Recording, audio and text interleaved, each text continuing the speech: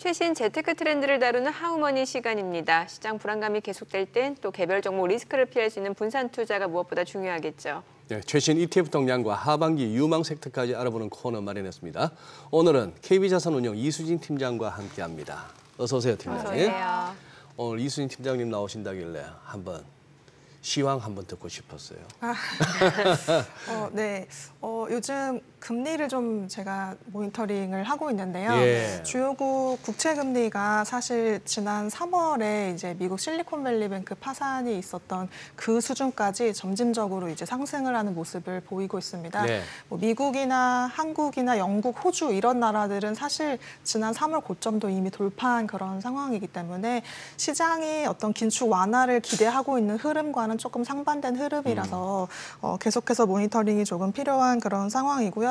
사실 이제 이번 주 금통위 같은 경우에는 동결이 이제 유력한 그런 상황이지만 7월 말 FOMC에서는 사실 25bp 추가 인상 쪽으로 이제 무게가 실리고 있는 상황이고 그 이후에도 이제 한 번 더 올린다라는 그런 이야기가 나오고 있는 상황이어서 이제 그렇게 되면 한국하고 미국의 기준금리 격차는 이제 2%포인트가 넘는 이제 그런 상황이 되기 때문에 뭐 아직까지는 달러원 환율이라든지 뭐 외국인의 자금 지출이 변화라든지 이런 것들은 파악되지 않고는 있지만 그럼에도 불구하고 시장과 관련해서는 좀 더 보수적으로 또 업종별로 종목별로 차별화가 좀 계속이 되는 그런 보수적인 시각을 유지할 필요는 있어 보입니다. 네.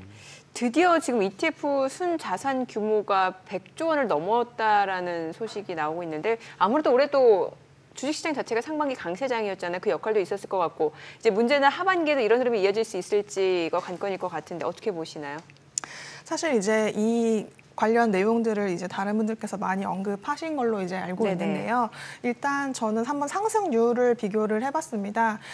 그러니까 우리나라 ETF 시장에 이제 국내외 자산 가치 가격이 굉장히 큰 폭으로 반등을 하면서 개인 투자자가 순유입이 빠르게 증가했던 시기가 이제 코로나 팬데믹 직후였던 2021년이었는데요. 그 당시에 이제 국내 ETF 시장의 순자산 규모 상승률이 42% 정도 수준이 됩니다. 그러면 거의 절반 가까이 이제 상승했다라는 걸 확인하실 수가 있는데 올해 같은 경우에는 아직 반년밖에 지나지 않은 상황이지만 거의 30%에 육박하는 상승률을 보이고 있다는 점은 굉장히 고무적인 걸로 확인이 되고 있고요. 더욱더 좀 특이한 부분은 사실 드라마틱한 시장 흐름의 변화는 사실상 거의 없었죠. 네네. 다만 이제 2차 전지나 반도체 같은 이제 확실한 이제 주도 테마들이 있었고 또 어떤 금리의 방향성에 투자를 한다라든지 좀 배당주에 투자를 한다라든지 이제 그런 부분에 의해서 유형별로 ETF 시장의 순자산 증가 규모를 확인을 해보시면 채권과 해외 지수를 중심으로 최근 3년 동안의 어떤 순자산 증가 규모가 굉장히 확연하게 눈에 띄는 그런 상황이라고 볼 수가 있겠고 사실 ETF 시장 같은 경우에는 아무래도 단순 트레이딩이나 일시적인 자산 증식 수단으로 활용하는 데 그치는 게 대부분이었지만 최근에는 어떤 저보수를 활용한 연금에 장기 투자를 한다라든지 포트폴리오 분산 투자 차원의 어떤 수단으로 활용이 된다라든지 이런 활용도가 좀 다변화되고 있다라는 측면에서 ETF 시장 참여자로서 굉장히 좀 반가운 내용들이고 또 이러한 점들을 토대로 ETF 시장이 계속해서 성장해 나갈 것으로 기대하고 있습니다. 네. 그래요. 지금 보여주신 표 보니까 채권 쪽이 순자산 증감 현황에서 채권 쪽으로 돈이 제일 많이 들어왔네요. 네, 맞습니다. 아무래도 코로나 직후에 기준금리를 빠르게 이제 올렸었고, 그러면 이제 고금리 피킹하고자 하는 이제 단기 파킹 수요도 있었지만, 이제 금리가 많이 올랐으니까 빠르게 빠질 것이라는 그런 기대감이 장기채에 베팅하는 또 수요로 작용을 하면서 채권형 상품으로는 뭐 파킹형 상품, 장기채 상품으로 동시에 좀 자금 규모가 큰 폭으로 증가를 했습니다. 그 로직은 아주 뭐 훌륭한데 막상 현실적으로 지금 금리가 안 내리니까 시장 금리가 수익률 측면에서는 어떤가요? 기대에 못 미칠 것 같은데. 네, 장기채 같은 경우에는 최근에 수익률이 조금 안 좋은 그런 상황인데 사실 연초까지만 하더라도 시장이 또 금리를 또 빨리 반영을 해서 일부 하락한 경향이 있어가지고 그때는 또 성과가 굉장히 좋았습니다. 그래서 워낙 장기채 상품은 변동성이 높다는 거를 개인 투자자들도 오히려 아시고 오히려 그 부분에 베팅하고자 하시는 투자 수요들이 많이 집중이 되는 상품이어서 최근에 뭐 성과가 안 좋지만 오히려 매수세는 계속해서 유입되고 있는 상황입니다. 야, 이제 채권 쪽에서도 그냥 이렇게 돈 태워놓고 그냥 이자 따먹겠다 정도가 아니라 그 타이밍을 네. 찾으시는구나. 네, 공동성을 맞습니다. 이용해서. 예. 네. 아, 참, 야, 빨라지네, 시간. 최근에 또 시장 특징 중 하나가 수급 쏠림 현상이잖아요. 특히 외국인들이 앞서도 저희가 좀 짚어봤습니다. 시장 전체적으로 놓고 봤을 땐 다른 섹터는 안 사고 반도체만 집중을 했단 말이죠. 네. ETF도 그럼 이런 영향이 있었을지 궁금하네요. ETF 시장에서 외국인의 연초 이후 순매수 금액은 현재까지 2.3조 원 정도가 조금 넘는 그런 상황입니다. 자료 준비할 때만 하더라도 이제 7월 6일 기준으로 2.2조 원이었는데 뭐 3영업일 만에 다시 1,000억 원 넘게 증가하는 그런 모습을 보이고 있고요. 순매수 상위 종목을 확인을 해보시면 MSCI 코리아라든지 뭐 차이나 전기차라든지 국내외 대표 지수나 대형 상품들을 중심으로 자금 유입이 들어오는 것들이 확인하실 수가 있고 그 상품명 뒤에 TR이라고 표시되어 있는 부분은 이제 토탈 리턴을 의미하는데요. 토탈 리턴? 네, 상품에서 발생하는 뭐 이자나 배당금 이런 것들을 모두 다 재투자함으로써 여러 가지 좀 복잡한 세제 혜택, 세제 부분에서 좀 간편함을 추구하는 그런 외국인 투자자의 니즈가 반영된 것으로 확인이 되고 있고 다만 이러한 이제 2.2조 원, 2.3조 원의 순매수를 정말 진짜 순매수로 볼 수 있을 것이냐라는 부분에 대해서는 조금 다른 의견이 있는데 일단은 외국계 이제 증권사나 이제 시장 참여자, 시장 조성자들이라고 하는데요. ETF 시장의 어떤 원활한 거래나 호가 제시를 위해서 유동성을 공급하는 마켓 메이커들이 있습니다. 이제 그 사람들이 그 기관이 매수하는 것도 이제 순매수로 잡히기 때문에 관련 금액이 좀 크게 보이는 경향이 있는 것 같습니다. 그래요. 뭐 그래도 지금 뭐 외국인들의 ETF, 외국인들의 순매수 상위 종목도 나오긴 했습니다만 그래도 ETF 시장의 주축은 개인 아닌가요? 네, 맞습니다. 국내 ETF 시장에서 개인들이 차지하는 비중이 53% 정도이고요. 네. 외국인이 차지하는 비중은 한 17% 정도밖에 일단은 되지 않아서 일단 우리나라 시장 같은 경우에는 철저히 이제 개인 위주의 시장이라고 말씀드릴 수가 있겠고요. 사실 자료 준비할 때만 하더라도 개인 순매도가 연초 이후에 이제 거의 2천억 원이 넘는 수준이었는데 제가 어제 확인을 해보니까 굉장히 큰 폭으로 줄어들었습니다. 최근 3영업일 동안 국내 이제 레버리지 인버스 상품으로 1,800억 원이 넘는 또 자금이 순유입이 되면서 인버스 레버리지 쪽으로요. 네. 그래서 지수 빠지는 쪽으로 베팅이라고요? 빠지는 쪽과 상승하는 쪽에 양쪽에 양쪽 베팅하는 상품들로 다 자금이 많이 들어왔습니다. 그래서 사실 지금 시점에서는 2,100억 원 순매도가 아니라 한 700억 원대 순매도까지 줄어든 그런 상황인데요. 아무래도 지금 테마나 또 방향성 투자 중심의 개인 투자자 선호 상품들로 자금 유입이 굉장히 빠르게 증가하고 있고 또 우리나라 시장에서 인버스나 레버리지 상품이 일평균 거래 대금에서 차지하는 비중이 한 30에서 50% 정도 차지를 합니다. 네, 굉장히 높은 수준으로 방향성 투자를 하고 계신 상황이지만 사실 앞서서 말씀드렸던 것처럼 ETF를 이제 연금이라든지 이런 장기 투자용 상품으로 많이 활용하시고자 하는 니즈가 늘어나고 있는 상황이기 때문에 지금 개인 투자자들이 많이 매수한 상품들 상위 종목을 보시면 사실 배당주라든지 특정 테마주라든지 또 장기 채권이라든지 이런 상품들이 지금 많이 편입이 되어 있습니다. 그렇기 때문에 배당 또 만기 채권형 ETF, 뭐 월배당 구조의 상품, 또 같은 구조의 상품이라면 이왕이면 저보수의 상품 이런 쪽으로 자금이 유입되는 게 굉장히 눈에 띄게 많이 포착되고 있는 상황입니다. 뭔가 좀 안정성에 좀 집중한다라고도 보여지는 건가요?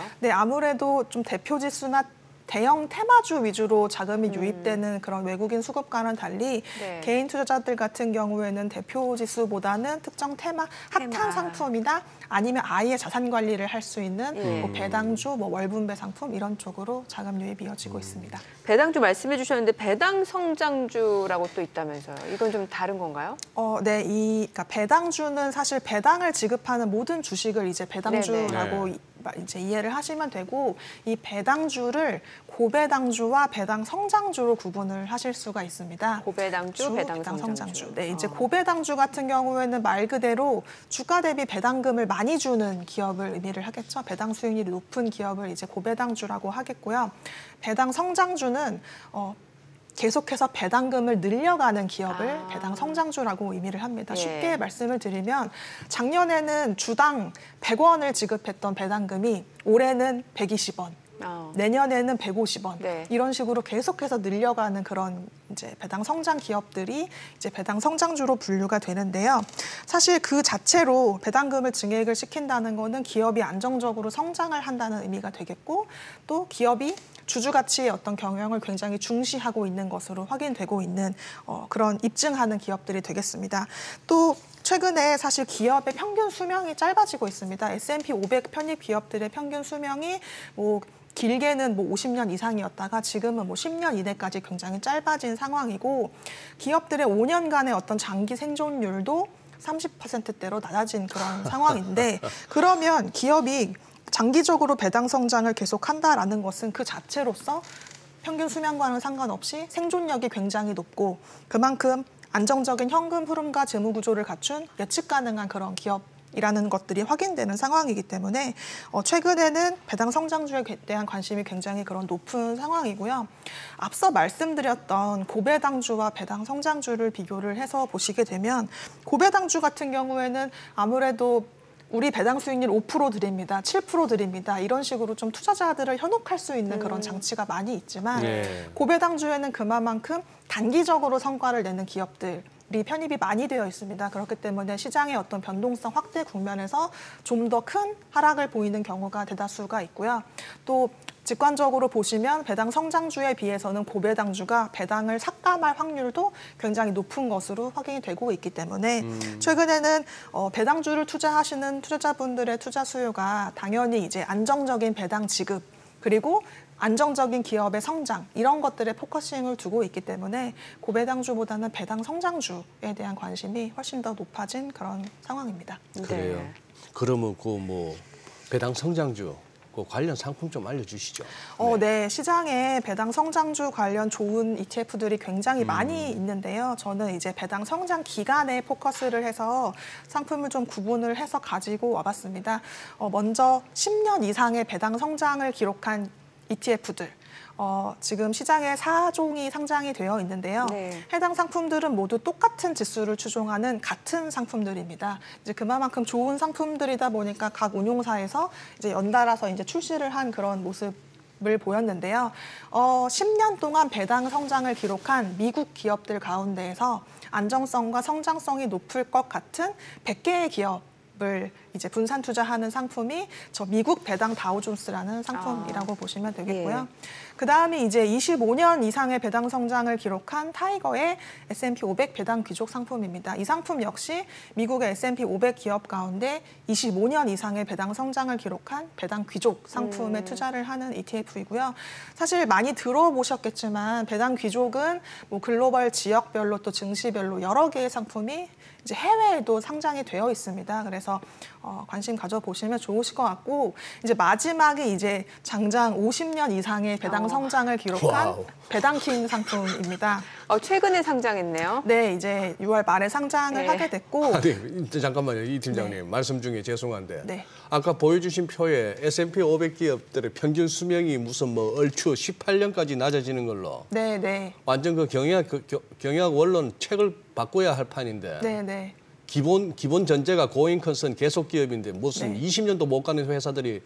네, 맞습니다. 근데 현재 50년짜리 성장을 한다고요? 네, 이 배당킹 기업 같은 경우에는 편입 종목의 면면을 보면 1963년부터 배당 성장을 기록을 한 기업들이 들어가 있습니다. 뭐 존슨앤존슨, 코카콜라, P&G 이런 기업들이 이제 편입이 되어 있고요. 사실 투자자분들께서 잘 모르시는 종목이라고 하더라도 그 미국 전역에 뭐 수도나 전기를 공급하는 그런 유틸리티 기업들 그런 섹터들이 좀 많이 편입이 되어 있어서 굉장히 안정적으로 좀 포트폴리오가 짜여져 있습니다. 그러면 50년 이상의 배당 성장 역사를 통해서 결과적으로는 오일 쇼크라든지 금융위기라든지 이제 소위 산전수전 공중전까지 다 겪은 이제 그런 기업들이 저희가 이제 포함이 되어 있는 상품이기 때문에 이 배당 황제 기업들 투자를 좀 장기적으로 연금 등에 활용을 해보시면 뭐 안정적인 기업의 성장 그리고 배당금의 성장 이 두 마리 토끼를 다 잡으실 수 있으실 것 같고요. 그리고 한 가지 유의하실 부분은 이제 해외에도 굉장히 좋은 이런 배당 성장 ETF들이 많이 있고 이제 실제로 저 10년 배당 성장 지수를 추종하는 해외 상품들 같은 경우에는 직구로도 국내 투자자들이 많이 이제 매수를 하시는 직구요? 그런 상품입니다. 네, 직접 투자를 하시는 그런 상품인데 뭐 환전 수수료라든지 이제 해외 직접 투자하시는 ETF 같은 경우에는 연금 등에는 편입이 불가하기 때문에 네. 국내의 어떤 절세 효과를 누리기가 어려운 그런 부분이 있어서 국내 상장 ETF를 활용해 보시면 더 좋으실 것 같습니다. 아까 뭐 코카콜라는 살짝 예를 들어 주셨습니다만 네. 저 배당킹 네. 저기 들어갈 만한 종목 뭐 한두 개 우리가 이런 종목들이구나 대충 감 잡을 수 있는 거 뭐 없을까요?